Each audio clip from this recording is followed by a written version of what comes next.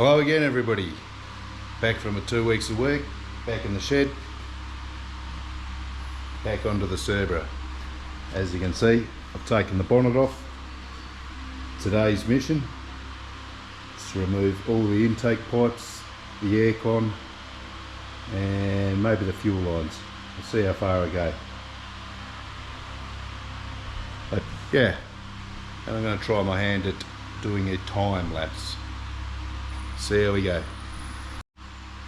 Righto, so I've got the intake off. Thought I'd do a bit of a show and tell for those of you who might not have seen one of these before up close. One of the unusual things about them is these cars, they got the injector above the throttle plate. Bit different. And if you look, you might be able to see the lake of oil down in there. And this here, when I very first got this car, I used to get a lot of misfires sort of across the rev range, and originally these coils are located down in there.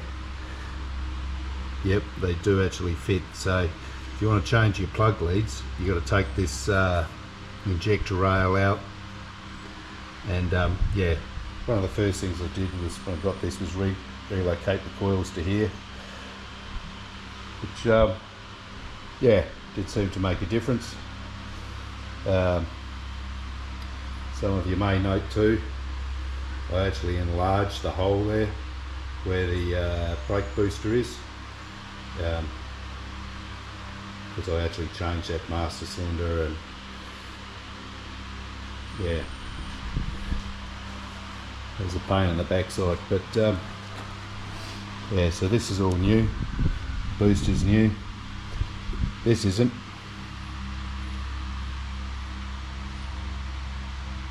Anyway, next step, take these coil packs off. I'll probably take the leads off and take this front cover off and keep going from there.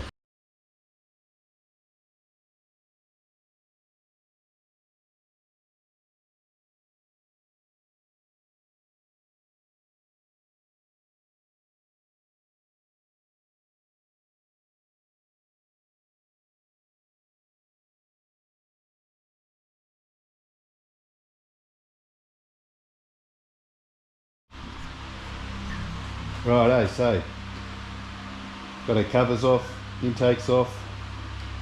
As you can see here, that's the electric power steering that I fitted up a while back. It's now leak free. It was leaking from this fitting, but I had to make up this little copper washer seal thing for that. And yeah, as you can see, the previous owner just smothered everything in this black sort of tar, which is good. And I've got some sort of an oil leak here, which has sort of done my head in. I think maybe it's blowing out the dipstick tube, but I'm not sure. But it's always got oil there for some reason. Alright, so next step, just to keep the ball rolling, I guess I might go underneath and pull the exhaust. Righto, so here we are under the car. Yeah, they got the wrong size.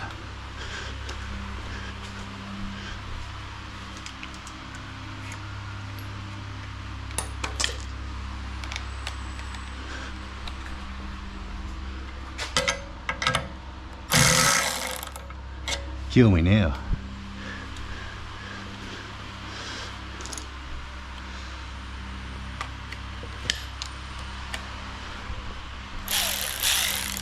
$10 mil. Of course it is.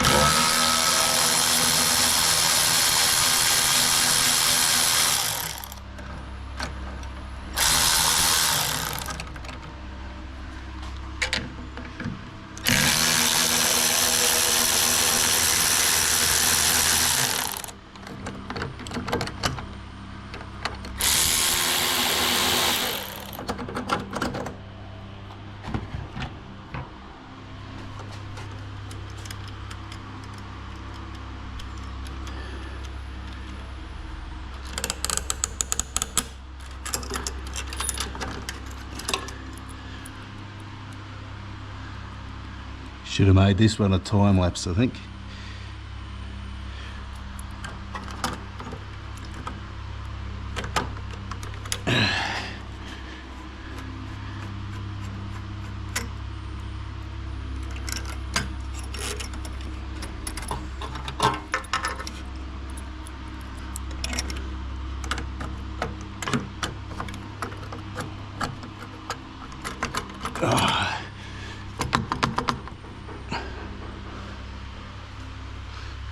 Who made this exhaust?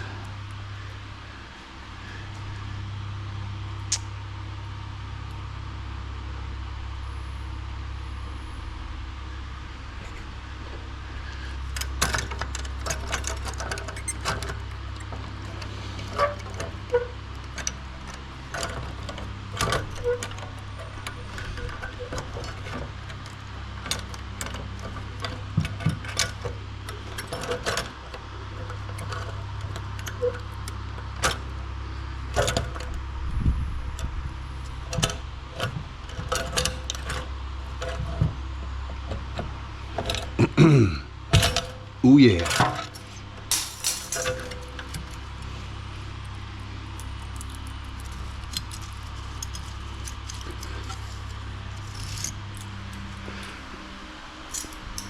Yeah.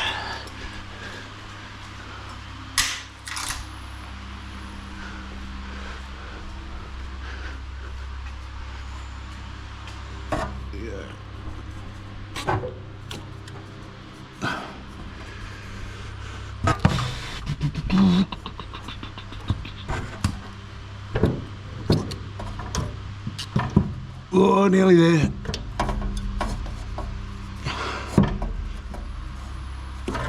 Yeah.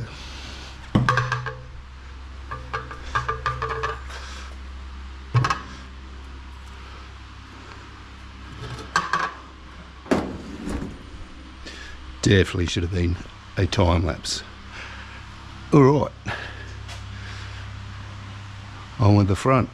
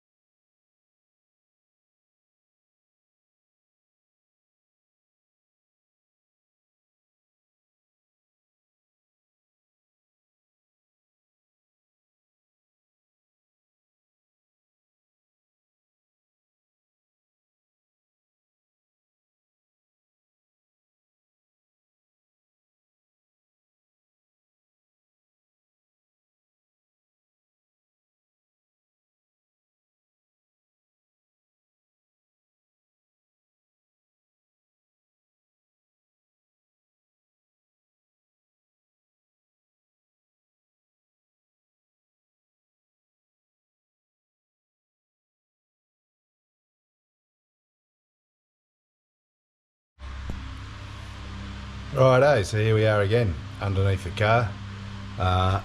As you can see, I've got the back of the exhaust off and the chassis reinforcement thing here, skid pan down the front, got my coolant drainage vessel ready to go. Let's have a look, see if that wants to go. Yeah.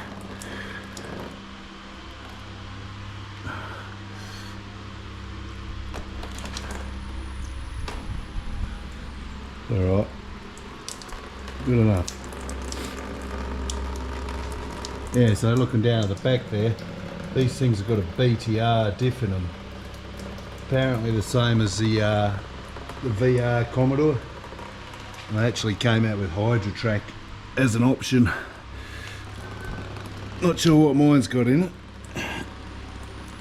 Oh, come on. Probably really need 2 hands to do this. Alright, so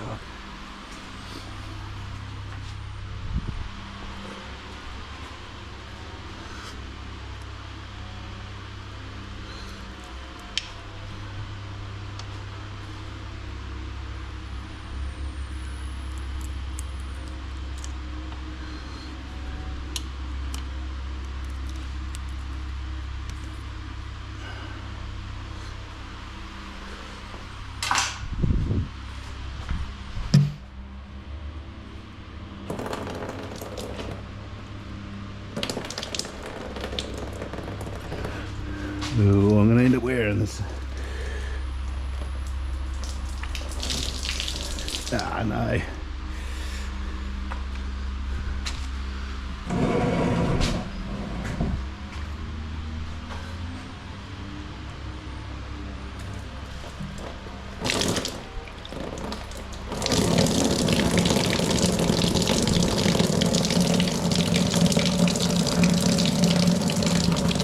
That's more like it. Yeah, we can see here, this is the oil pipe that comes straight out of the oil pump. I actually remade that. You can see it a bit clearer here, but it was actually hitting the anti-roll bar when I got this car. It was paper thin right on that corner there.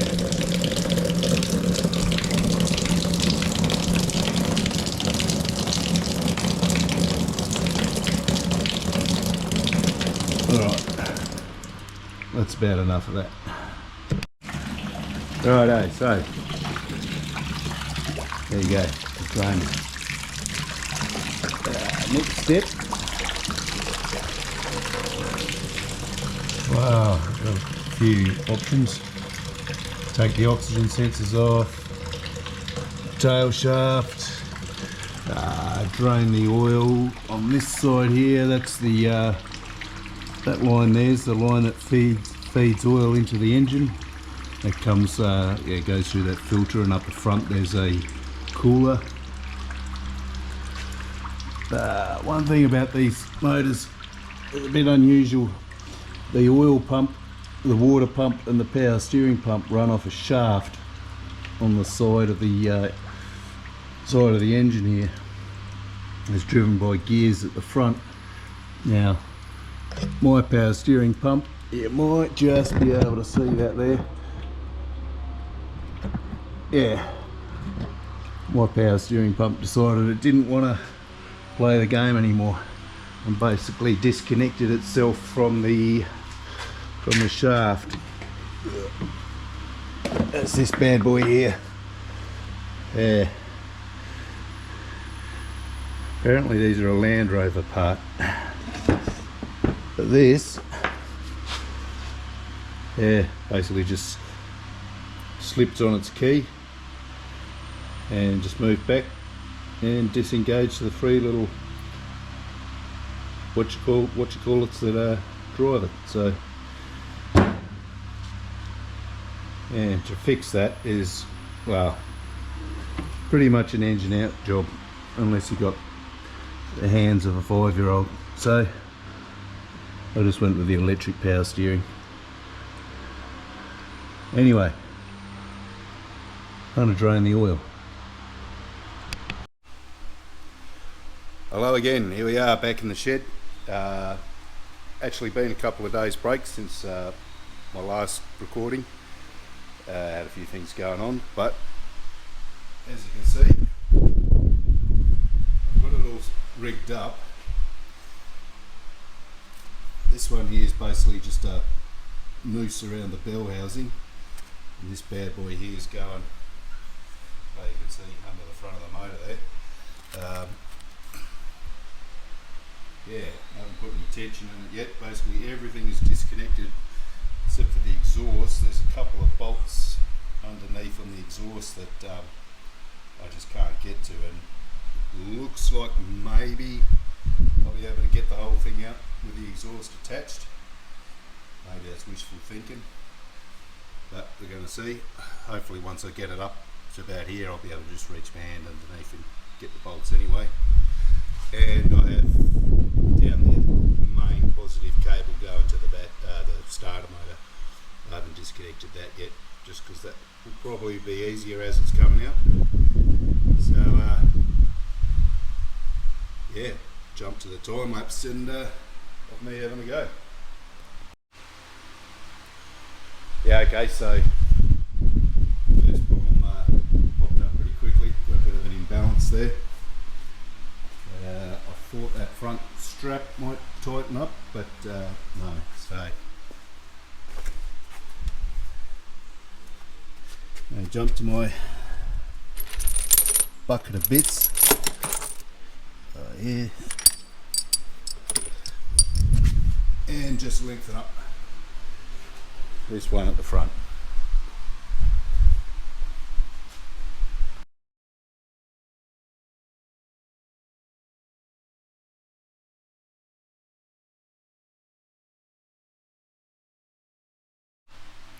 Right, so that didn't go very far at all. Turns out this oil line here is fouling on this, I guess you call it the engine mount bracket at the front. Now I knew they have to come off. I just thought I'd get a bit more than 10 mil of movement out of the motor before they had to come off. And then over this side, yeah, she's hitting the steering. Yeah, hitting the steering column there. So I'm hoping I'll be able to just take those plates off now that the motor's supported by the hoist, and should be up and away. Right, wish me luck.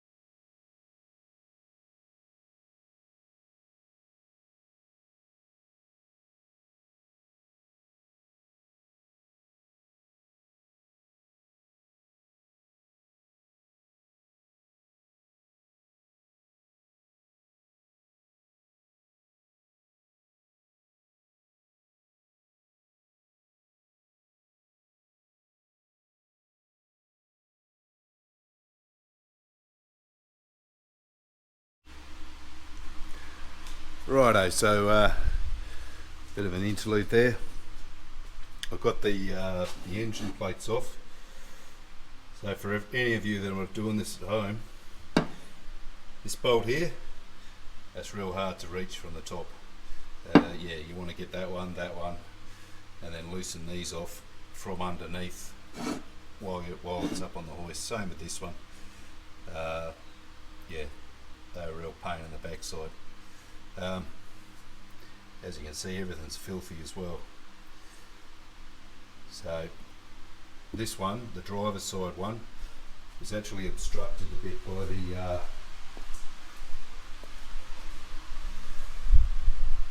by the steering shaft there. So I know some people say, oh, you should take that off, but I managed to wriggle it around.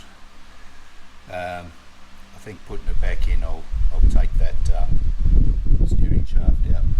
But yeah, as you can see, we've cleared that front bar with the bolt there. That's pretty tight. So I'm hoping now I'll just be able to lift up at the front, slide it forward, it'll drop off its gearbox mounts, and yeah,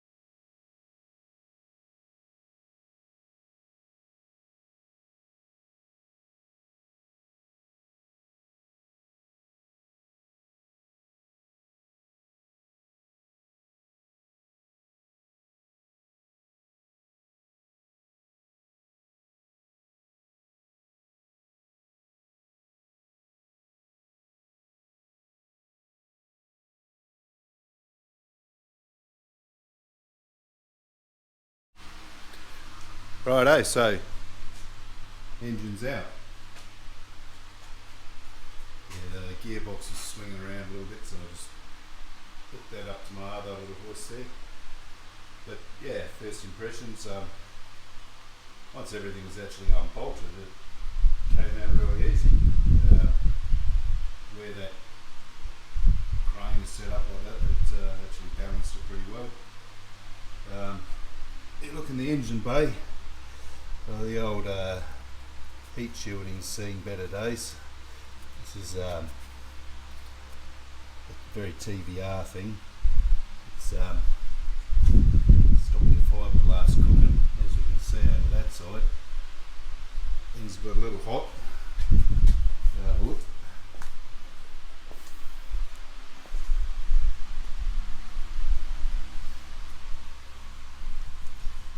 Yeah, so there's a couple of layers there. So I guess I'll be replenishing all this.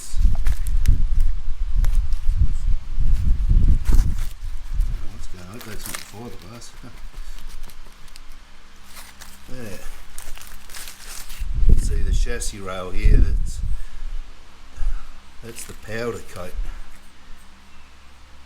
The black tar stuff is kind of melted off. But yeah. Rust. Just dirty and yeah, needs a birthday. Yeah, I think when I put it back in, I will take the steering rack off, but yeah, structurally she's all good. Just everything is filthy. And the motor, well, I was pretty stoked that the motor came out with the exhaust. That's going to make things a lot easier because, as you can see, these bolts here are pretty much impossible to that one's going to be hard to reach even out of the car. But yeah, previous owner did tell me, he said he had the exhaust off on one side to do a weld repair, and well, Stevie Wonder had the day off, but Helen Keller stepped up and stacked some dimes for us. Thanks for that. But that's no big deal, I can redo that. I may even, this could actually move sort of 20 mil that way and still not get in the way of anything under the car, so I was thinking of doing that anyway. But this actually doesn't leak, so. And this here at the starter motor, that was actually stripped out, so I'll have to check that out. But yeah, otherwise, there you have it. AJP V8.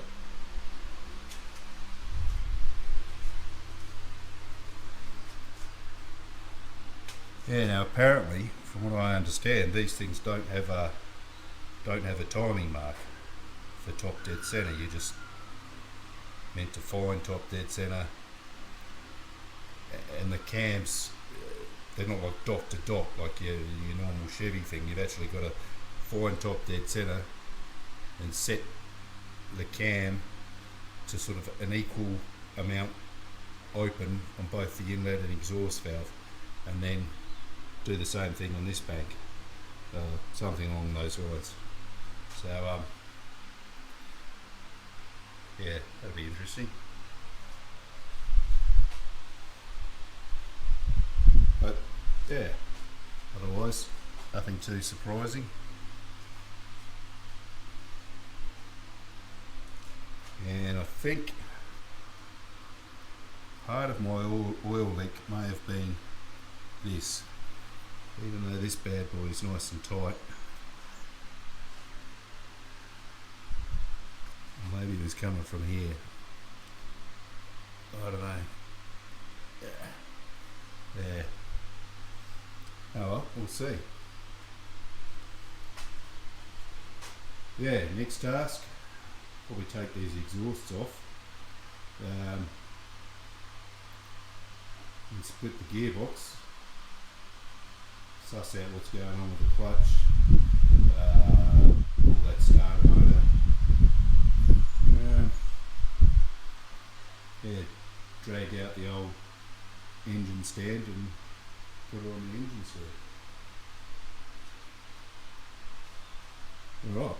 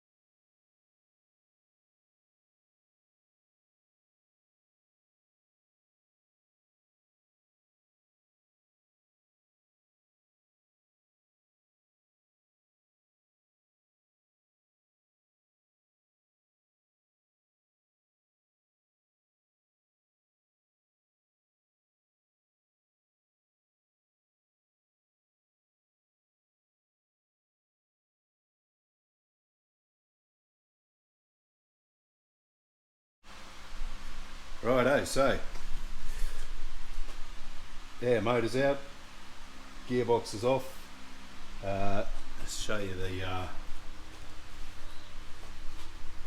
yeah, so as you can see, there's some sort of a leak there. This is a race proved cylinder. Yeah, gearbox looks alright. This bell housing, I'm not sure what the go is, but there's only 3 bolts holding it in. Whereas, yeah, should be more of that. Should be what, 1, 2, 3, 4, 5. And some sort of a twin plate clutch, which I think they all are.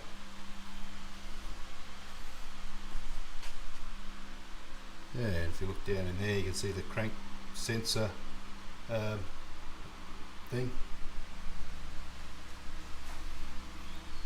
Yeah, so the old shed's a bit full at the moment. I've got stuff everywhere. So the plan for today is sit that back down on the motorbike stand, bag up those bolts, have a beer, relax, and have a think about getting my engine stand out of the other shed and putting this on there. Alright, that might be it for this video. Thanks for watching, and I'll see you next time. Righto, one last video before I go. I actually thought I'd push on and pull the clutch out. I just thought thought I'd show you. Oh, there we go. It's an AP racing clutch. So yeah, I'm guessing I'm probably going to get a new one, but is this the one to get? Should I just replace it with the one that's a new one of these? I don't know. A lot of rust in here. Is that normal? Is my car being underwater? I don't know. So I think that, I don't know, there's a bit of blue marks there, but yeah, I'm guessing I'm probably going to err on the side of caution and just get a new clutch while I've got it all apart. But yeah, just thought I'd show you all that. I know you're all fascinated by it, and I know enough from being on the forums to know that the race-proved cylinder is apparently a good thing. But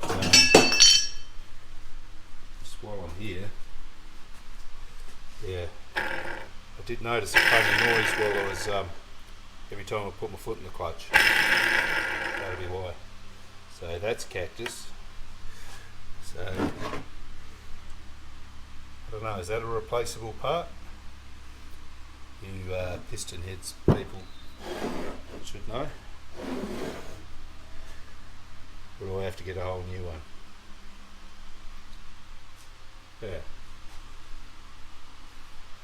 Alright, I'll give you a look at the flywheel while I'm here.